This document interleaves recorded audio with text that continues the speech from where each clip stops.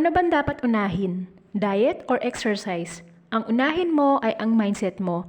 Huwag kang nagmamadali yung Dapat next month, 10 kilos na nabawas ko. sandali lang, masyado namang mabilis yan. Ang safest na speed na nagpapapayat ay 1 to 2 pounds per week or 0.45 to 0.90 kilograms per week. Pag nagmamadali kasi, baka ma-overwork mo ang sarili mo. Baka naman pagurin mo masyado ang katawan mo sa workout. O baka naman gutumin mo masyado ang sarili mo at hindi na magiging sustainable.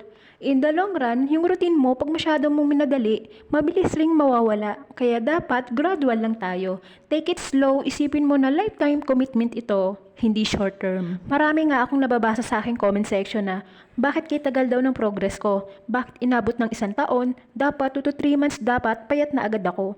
Yung mga ganong comment ba? At hindi lang dapat ang pagpapayat ang goal mo. Dapat, layunin mo para sa isang malusog na pamumuhay, diet is superior to exercise, pagdating sa weight loss, pero hindi naman ibig sabihin nito na exercise is useless. Dapat ka pa rin mag-exercise pero huwag umasa na papayat ka kung pangit naman ang diet mo. Ano ba ang magandang diet? Siyempre, yung nutrient-dense diet. Paano mo malalaman na nutrient-dense? Basta laging tatandaan, pag titingnan mo ang plato mo, dapat 50% na gulay, 25% sa carbohydrates, at 25% sa protein.